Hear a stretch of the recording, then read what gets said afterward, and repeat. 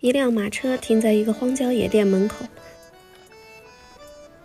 老板为客人拉开车门，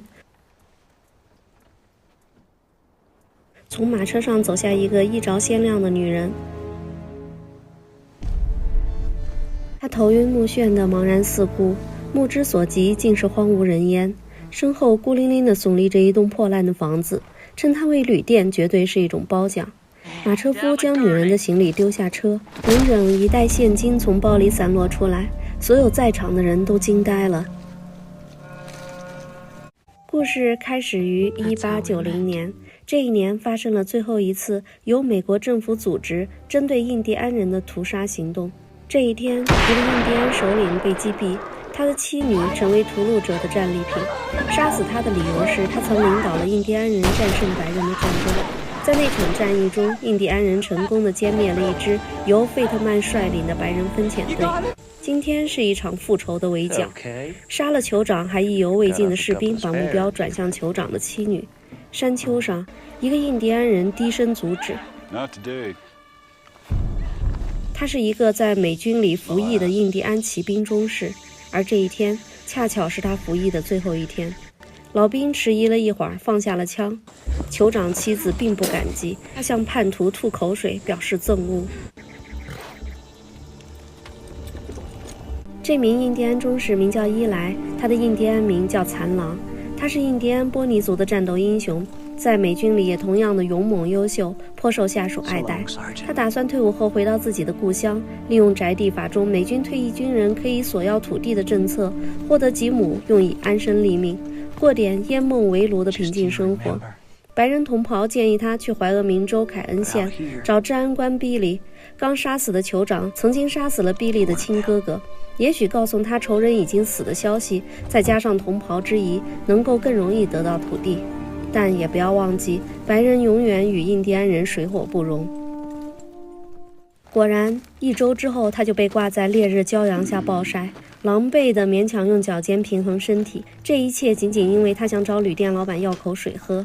这时，一个衣着鲜亮的女人走过来，她礼貌而不合时宜地询问是否需要帮忙，但显然她什么也做不了，她甚至连自己都保护不了。女人并不了解自己的处境和这里的规则，被拒绝后却锲而不舍地走向旅店老板，提出用20美元换取残狼的自由，结果换来的只是一记重拳。马车夫见怪不怪地卸下车上的行李，却没想到行李竟然有一大包现金。当女人醒来，旅店老板把残狼送给马车夫去换取赏金，一个印第安人头皮可以换取25美金。不知所以的女人看着马车和印第安人离开，以为自己救了他，同时也感觉到自己处境不妙。她的行李被人随意地翻开，似乎这一切都已经不再属于她。狂奔的马车很快就被来历不明的人盯上了。在这片未开发的土地上，弱肉强食是一条通用的规则。马车夫是一个跑江湖的白小生，他一边权衡着利弊，一边与残狼套近乎。最终他决定多一个敌人不如多一个盟友，于是他给残狼打开了手铐，同时也打开了车上的机关，又拿出了猎枪。来者不善，3个白人拦住了马车。马车夫解释，印第安人杀了个英国女人，自己是押他去领赏金的。3个人则认为这赏金更适合他们自己去领，僵持不下。I'll take it. Oh, hell.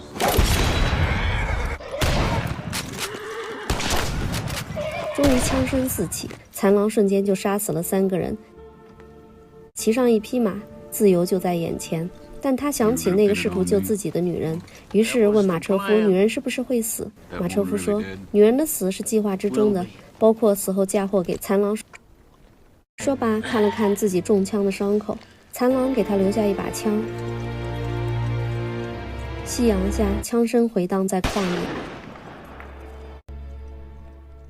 一场精心准备的婚宴，女人在知道自己将死的现实，不甘心地哭了起来。她诉说自己是来为儿子复仇的，凶手逃到了美国，她哀求饶自己一命。旅店老板不为所动，他告诉女人，这一路的安排本来就是阻止他复仇的，目的就是要让他死在这个不毛之地，自己必须遵守合同，不过可以在他埋骨之处种一棵白杨以示告慰。说完就开始这最后的晚餐。一颗公牛的睾丸下肚，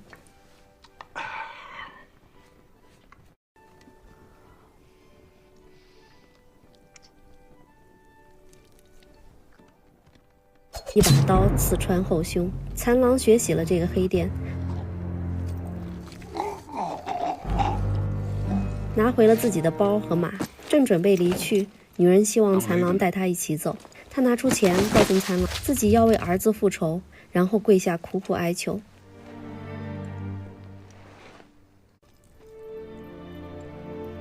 最终残狼答应了。女人告诉残狼自己是科尼利亚女爵，一个英国女贵族。残狼并不在意这个，他只希望她尽快学会射击，学会自己保护自己。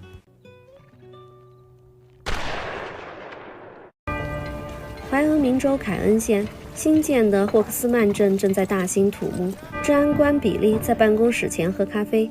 3个人骑马匆匆而来。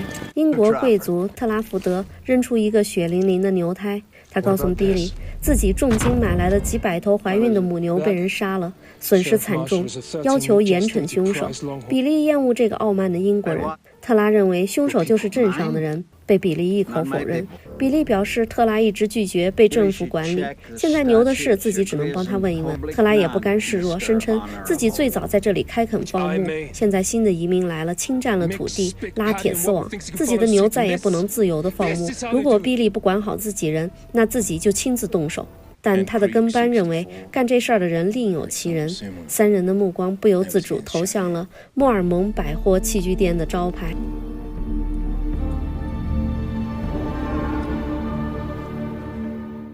堪萨斯的夜晚静谧无风，露宿的科尼看着夜空中密布的星斗自言自语。人总是因为一个愿望就被推向无法想象的世界，和曾经陌路的人在一起同行。残狼认为这是去世的人从梦里捎来的消息，传信者正行走在亡灵之路上。这个解释引人遐思不断。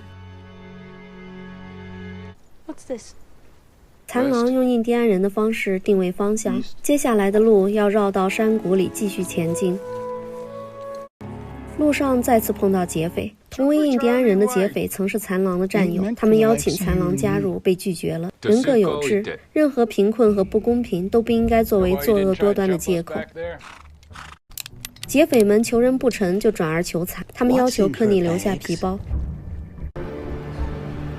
印第安人偷偷拉满了弓弦，科尼马上出动了扳机，残狼稳准狠地搞定了2人，却对逃走的印第安同袍不忍下手。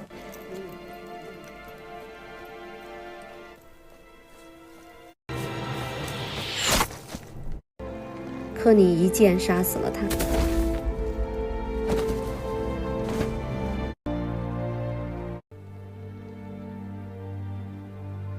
在往后的路上，他们碰到被劫匪袭击的车子，男主人被印第安人一箭射死了，女主人难产死在车上。残狼试图救出女人身上未分娩的婴儿，科尼在车上找到了躲藏的女孩。这一对德国姐弟已然成了孤儿，刚出生的孩子没有母乳，奄奄一息。残狼建议科尼收养2个孩子，结果被拒绝了。科尼刚痛失爱子不久，自己为这个孩子和父亲闹得并不愉快。科尼的父亲是一个军人，因为战功而获得了一片土地，被封为爵士。残狼并不了解这些，2个人的世界天壤之别。波尼族没有文字记录，一切知识和历史都靠口口相传。他们在北美大陆上有无数的宿敌，其中死敌就是苏族。波尼族几乎被苏族灭绝，包括残狼的家人和部落，敌人的敌人就是盟友。于是残狼加入了美军，整个波尼族也是比较亲白人的印第安人种族。科尼安慰残狼，自己一定会把他的故事记下来传颂。残狼难得的幽默了一把，他让科尼先活下来。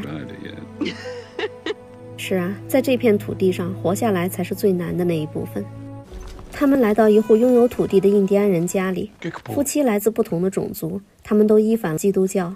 残狼感叹自己曾经也去领过留给印第安人的保留地，但都是不适合耕种的山地，好的土地都留给了外来的白人，所以他只好放弃，才决定回到家乡去。男主人告诉残狼，自己从20米深的岩石下找到水才生存下来。他认为妥协是一种生存之道，不能像过去部落里那样锋利。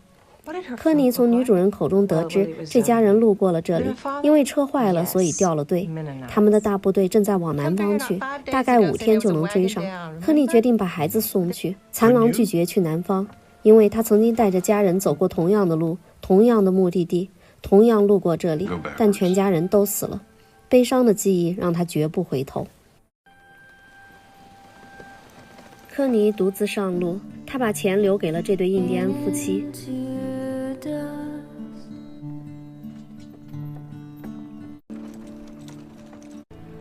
残狼送给他一个指南针，告诉他自己会留下等他回来，也许1周，也许更久，教他怎么用刀，告诉他稳则快。分别的时候终于来了，科尼开始启程，身后传来印第安人的送别歌。在歌声中，科尼回首相望，残狼驾马卷起一阵尘烟，消失在夕阳之下的背影。来自世界各地的人在踏上美国那一刻起，都几乎把原住民当成威胁，哪怕是受过高等教育的研究者。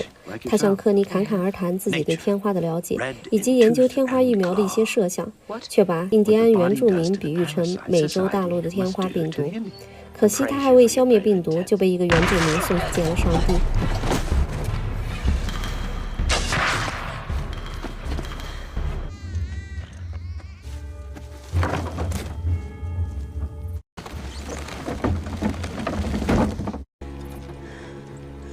毫发无伤的科尼目送着此人带着尸体和马车离开，继续启程。山崖之上是又一波劫匪，黑眼莫格和他的2个儿子。在他们虎视眈眈的注视下，科尼故作镇静地走过，之后一路狂奔，终于追上了孩子的亲人。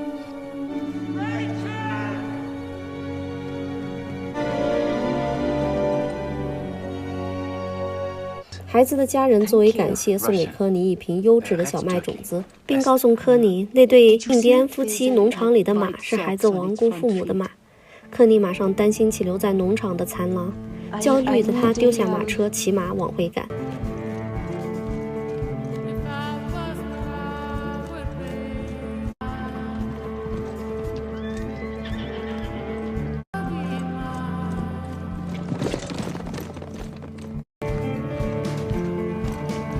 日夜兼程，终于赶到了农场，在墓地找到正在挖坑的印第安女人。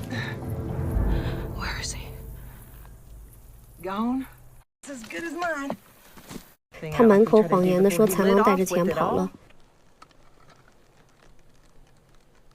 嘴上说着一套，手里却试图抢枪，被科尼拔刀刺伤。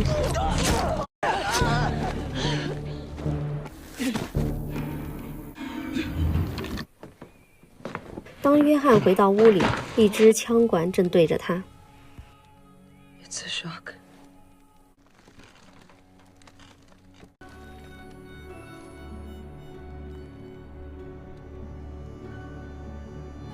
So where is he?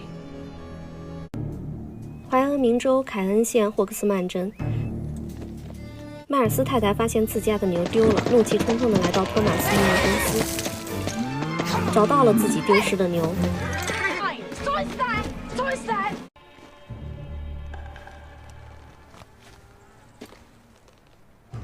但是牧业公司的人拒绝还给他，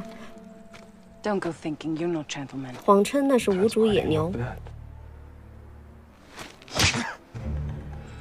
迈尔斯太太势单力薄，只能忍气吞声地离开。回到家，发现丈夫没在家。原来不久前邻居弗林杀死老婆后饮弹自尽。死者弗林和迈尔斯还有治安官比利是老战友。葬礼之后，迈尔斯神情焦虑地来找比利。他发现弗林身上有一个奇怪的印记，他认为弗林是被诅咒了。比利不相信。迈尔斯欲言又止地默默离开。夜晚，迈尔斯的儿子终于在荒野发现了父亲，他已经被开膛破肚地挂在一根木桩上。黑暗中有一个人跳上马，骑马离开。农场里，约翰正在处理着堆积成山的牛骨，他兴致勃勃地向残狼介绍如何制作骨粉。残狼好奇地问为何让玉米烂在地里都不收割，而他却拥有好几匹价格不菲的好马，显然与这破烂的农庄并不相配。他的问题让约翰恼火，把工作丢给残狼就离开了。2个人驾着马车来找约翰销赃。他们谈论着黑眼莫格和他的2个儿子接管的这条路，但莫格与印第安人有仇，这对约翰来说并不是个好消息。但约翰说自己手里有王牌。这时，残狼从孤儿父母的马车上找到了科尼留下的包和钱，接着他发现约翰卖给自己的指南针的壳子，原来那个指南针也是孤儿父母的。残狼对约翰夫妻的真实身份充满怀疑，他向约翰太太问起指南针，女人面不改色的谎话连篇。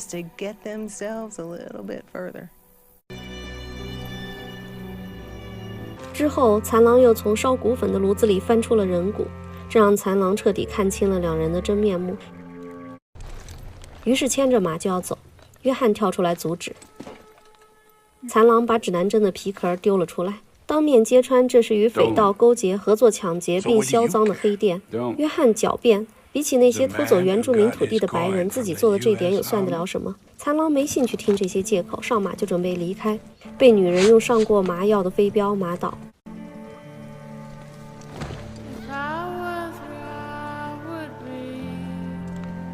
残狼被带去见一个绰号为水上杀手的印第安人。水上杀手开口就问恰克河大屠杀的经过。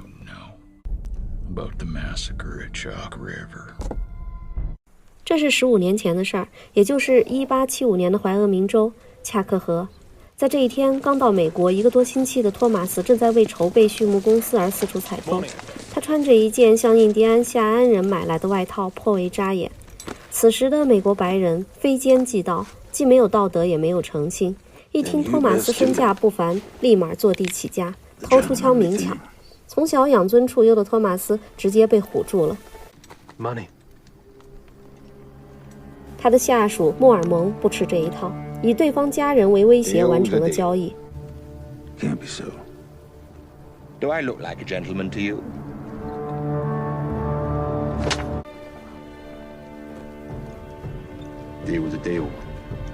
莫尔蒙是个野心十足的家伙，居心险恶，做事狠辣，为达到目标不择手段。他只是把托马斯当作垫脚石，内心对这个英国破产贵族颇为鄙视。他大言不惭地声称自己会抓一只狼送给托马斯的未婚妻科尼做礼物。他不仅知道科尼的住址，还知道这个公司的大股东就是科尼的父亲。碍于莫尔蒙是董事会派来的坏计，托马斯处处谦让，这反而让莫尔蒙更加气焰嚣张。3个擅离职守的科罗拉多志愿军军人与他们相遇，军人声称他们在找一个印第安夏安人酋长迟因报仇，因为他们杀了比利的兄弟。托马斯的另一个手下听过这个臭名昭著的志愿军军团，说出他们干过不少下流的事儿，比如用女性的身体部位制作钱包。为首的杰罗姆竟自豪地马上拿出来给大家观赏，让托马斯厌恶至极。这群亡命徒让莫尔蒙看到了机会，他拼命掏金壶，把公司的投资计划和盘托出，认为双方有共同的目标，就是清除印第安人。于是不顾托马斯的反对，说自己知道夏安人的部落所在。托马斯当场就解雇了莫尔蒙。恼羞成怒的莫尔蒙当面嘲笑托马斯就是一个懦夫，言辞极尽侮辱。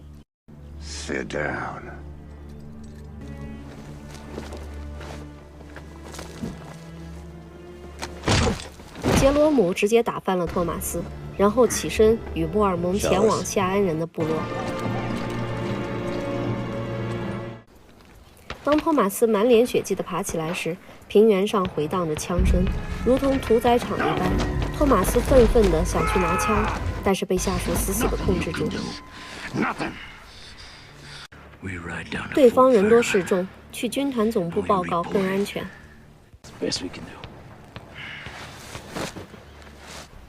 屠戮了整个部落的几个人，如同从地狱走出来的恶魔，浑身鲜血和戾气，正碰上巡逻兵残狼。他们直言不讳，狩猎了印第安夏安人的部落，言下之意并不介意再多杀一个。残狼表示这不关自己的事儿。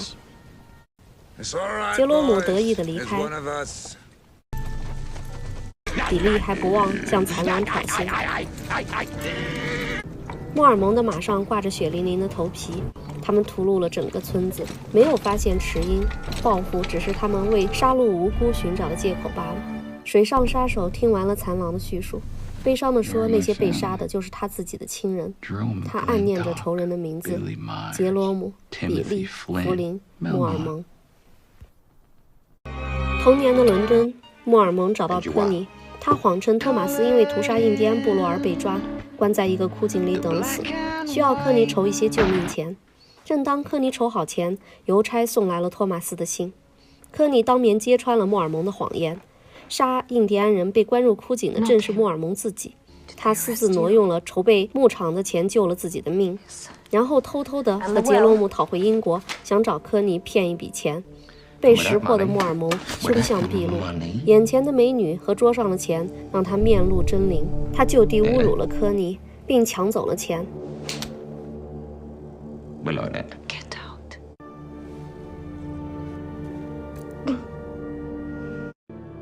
A fucking wolf.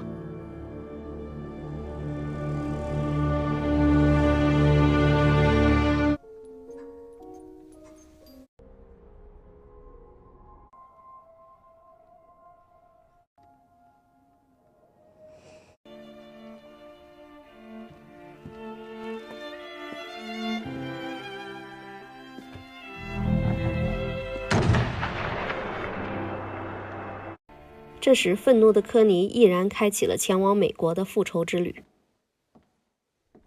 科尼找到黑眼莫格，两人相对而坐。莫格好奇贵客临门所谓何事，科尼则望向满墙的头皮。莫格不无得意地说：“那些是挡了自己道的人。”说罢就开始自我介绍。他摘下墨镜，露出一双没有眼皮的狰狞眼球，脱下帽子，露出曾被剥去头皮的头顶。他介绍说，这是印第安夏延人干的，在他21岁时被侮辱，被夺去容貌和家庭。I was 21. 科尼并没有如他所愿被吓到，而是平静地问那墙上的50多条人命还没让他抚平伤口吗？莫格恨恨地说，除非杀死所有的印第安人。对于这个已经被复仇的怨念折磨得丧心病狂的女人，科尼懒得兜圈子了。他直接告诉她，自己此行的目的是为了救自己的朋友，要救他就得死人。 Get the jump on you. 说完就把莫格和他儿子都杀了。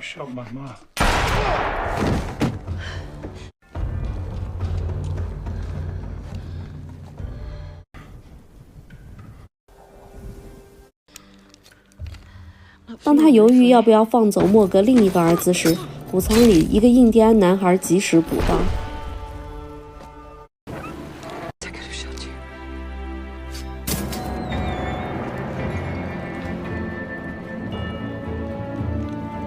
科尼成功救出了残狼，残狼握住女人的手，告诉她自己决定陪她去怀俄明州凯恩县，因为她也需要去找一个人。科尼开心极了，但又被隐隐的不安折磨着。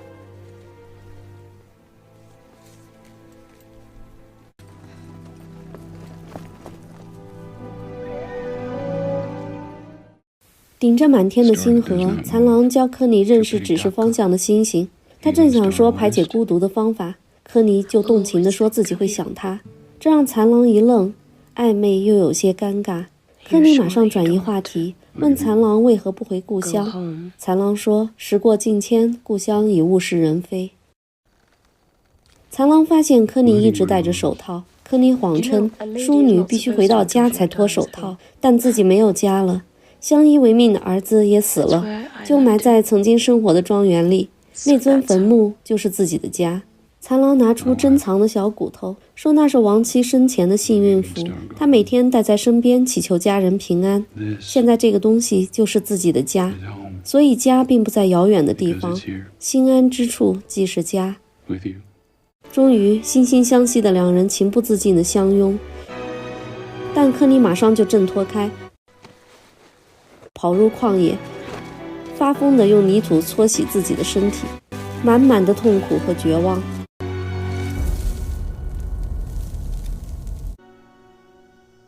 忽然一声枪响打断了他，匆忙赶回。残狼告诉科尼，那个男孩被抓走了，而科尼一身泥土的样子让人诧异。他赶紧解释道自己没有事儿，当务之急是救男孩，于是两人匆匆启程。抓住男孩的是一个电缆公司的苏格兰人，他津津有味地向难得的听众诉说如何射杀印第安原住民，并称这是英国人的杰作。可以通过卖印第安人的头皮挣钱，真是一件从来无法想象的事儿。接着，苏格兰人话锋一转，控诉英格兰人让自己家族流离失所的事儿，称英格兰人在占有土地的时候所做的坏事真是罄竹难书。科尼不做评论，而是问起那个印第安男孩。苏格兰人马上义正言辞地称，要赢就得不择手段，要在这块土地上建立美国，就得让所有人遵循白人制定的游戏规则，不服从的就只有杀掉，女人和孩子则送去学校洗脑。为此，他捐助了一个印第安学校来达到此目的。那个男孩会被送到自己的学校去。科尼看向旁边站立的2个出自他学校的印第安女佣，其中一个女人竟然是酋长池英的妻子。科尼讽刺道：“这个学校就是为了学习如何做仆人的吗？”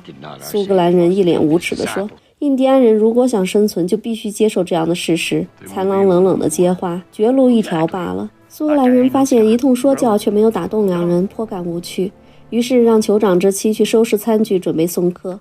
残狼喊住酋长之妻，与他交流哑语。女人看完残狼的比划，发疯般地跑了出去，呼唤着儿子的名字。残狼带着发烧的科尼离开，酋长之妻追上来，请求他们带走儿子。3人还没有走远，一声枪响后，男孩应声落马。苏格兰人愉快地一枪接一枪地狩猎。愤怒的酋长之妻打死了他们2人。残狼则杀死了追兵，在脸上涂上了波尼族的印记。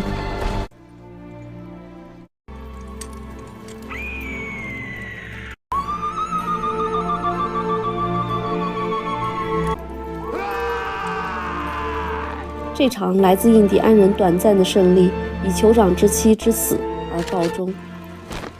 这时，科尼再也撑不下去了，他倒地不起。治安官把迈尔斯尸体上的符号拿给迈尔斯太太辨认，迈尔斯太太根本不关心，她更关心治安官能不能为自己要回那些牛。治安官好奇地问女人为何对自己的丈夫那么冷漠，女人告诉他，经常家暴的男人还不如一头牛。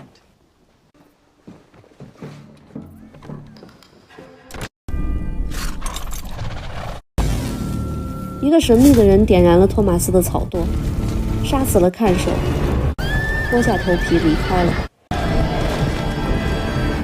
托马斯为被烧毁的过冬粮草而绝望，他安排手下凯利去找熟悉的地方势力驰援，自己则把牛群赶往附近的镇子去寻找粮草。凯利很担心托马斯的安危，但托马斯觉得只能铤而走险了，留下就只是死路一条。他不想让穆尔蒙看到自己破产的结局，于是自己赶着牛群孤注一掷地去寻找粮草。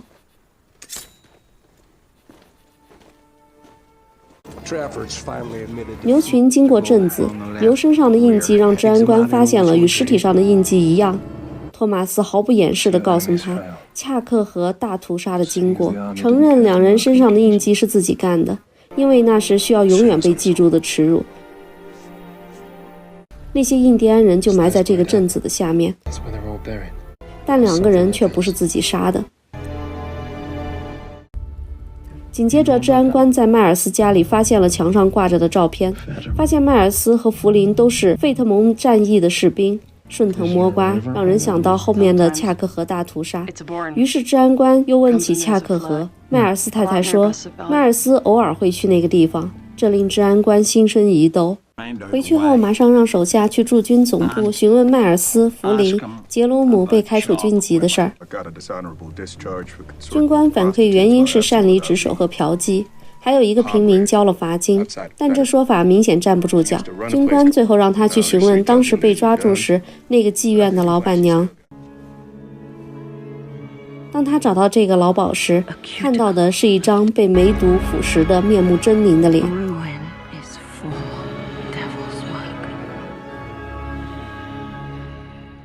残狼带着昏迷不醒的科尼来找医生。医生诊断结果，那并不是因为枪伤的感染，而是晚期的梅毒。科尼很平静地向医生诉说自己很多年前就被感染了，这病导致自己的儿子出生就带有残疾，自己一直照顾他直至死亡。然后拿出胸口珍藏的照片，那是一个面目狰狞的孩子。医生并没有厌恶，反而是满眼同情和敬佩地说自己看到的是母爱。他给了科尼一些药，问科尼要不要把病情告诉残狼。科尼不想说，但医生觉得残狼已经知道了。科尼问起男孩的病情，医生说男孩腿断了，但是可以治好。于是科尼拿出所有的钱，请求医生把男孩治好后并帮他生存下去。医生一看到钱就提出了自己的有个设想，那是一个关于美国西部印第安人战争的巡回表演。如果科尼愿意，可以投资。科尼同意了。至于回报，只需要一张男孩18岁的照片来证明他活得很好。然后他希望和残狼拍一张照片。拍照时，科尼鼓起勇气想告诉残狼真相，但残狼说自己什么都知道。话语间，科尼望向残狼，快门声响起，模糊了科尼的脸，也在暗示着科尼只是偶然吹过这片草原的一阵风，只是划过残狼生命的一缕残影。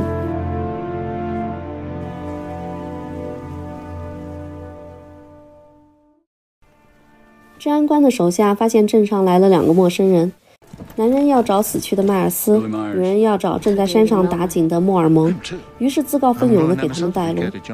此时，治安官正在迈尔斯的农场，他问起迈尔斯太太为何要嫁给迈尔斯。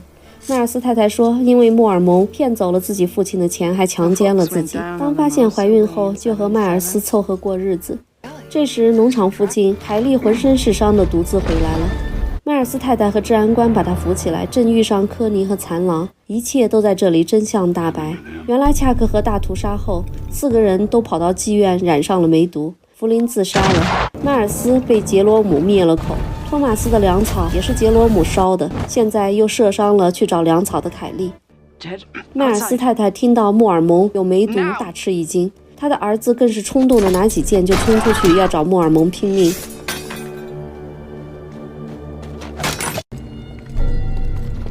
这时杰罗姆骑马追来，爬上屋顶，对着屋内一通乱扫。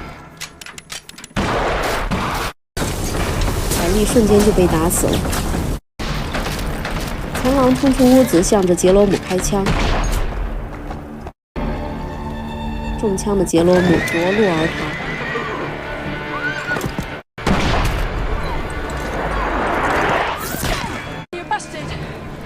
几个人上马直奔莫尔蒙的钻井平台。路上碰到托马斯的牛仔们，他们说托马斯死了，被山洪冲走了。科尼他不相信托马斯死了，但是牛仔们认为这是徒劳的，牛都被水冲走了。托马斯也已决心一死了之，一切始作俑者就是莫尔蒙。破碎山谷是一切开始的地方，也是一切结束的地方。残狼看着杰罗姆的尸体，他早已被梅毒腐蚀得不成样子的脸。2人来到山顶，莫尔蒙把儿子绑在平台下，看着科尼到来。他丝毫不觉得愧疚，若无其事地与科尼寒暄着。科尼告诉莫尔蒙，托马斯死了，如果不是他的出现，自己会和托马斯生活在一起。说罢，拉开衣襟，露出腐烂的胸口，告诉他曾经2人有一个孩子，但是却因为这个病死去了。这些累累的罪行都是莫尔蒙一手制造的，今天自己是来复仇的。莫尔蒙根本不介意，他感叹自己的病早好了。科尼举起枪，莫尔蒙嘲笑科尼根本不会对自己下手。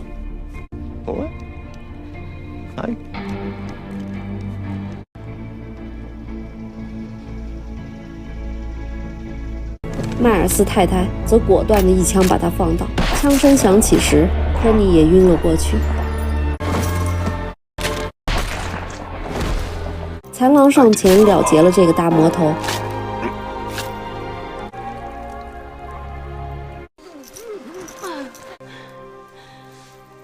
治安官督促大家赶紧离开，避免莫尔蒙的手下会来寻仇。残狼主动申请顶罪，于是治安官带着2个恶棍的尸体和残狼往回走。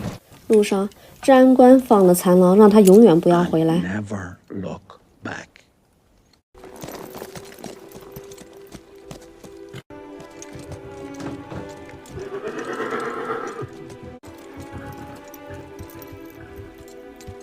正当残狼不知该去往何处，科尼赶到了。他不想与残狼分开。Home is here. With you. I can't let you go. I can't. 但是残狼告诉他，是时候回家了，也许回家还有活着的希望。如果想念自己，就抬头看看夜空，蝎子座的旁边就是天狼座。Look to its right. The wolf beside her won't never change. 说罢，狠狠地拥抱了一下科尼。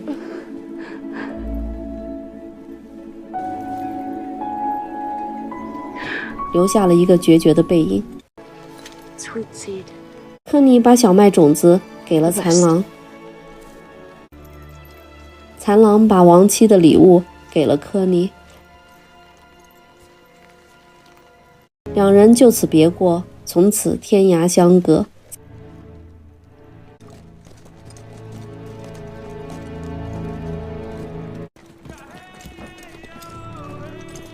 残狼又唱起了印第安原住民的歌曲，目送着科尼远去，并喊出深藏心里的话。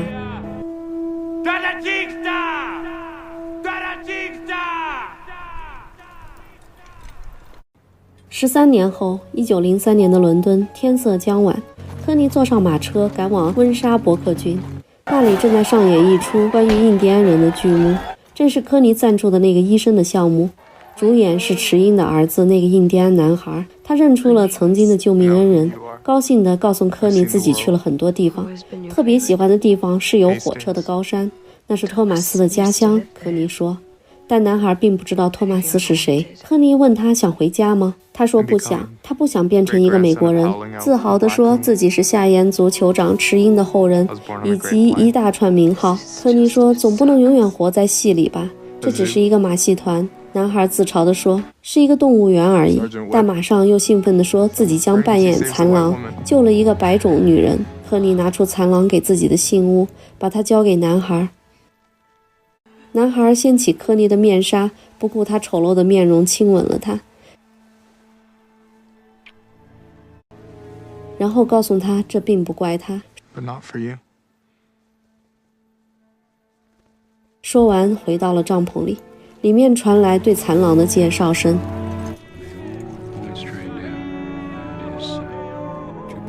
本剧的结局让人泪奔，科尼和残狼最终只能在夜空中相望彼此，寄情于一遍一遍回忆往事和日渐模糊的面孔。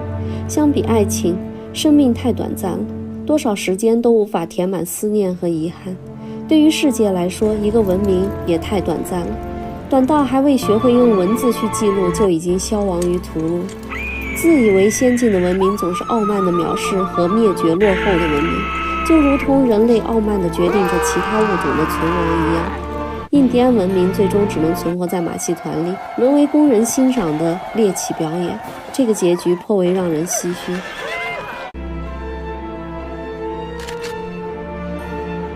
任何文明都会面临生死存亡的挑战，选择交流还是封闭，选择开放还是固守，如何选择才能避免走向消亡崩溃？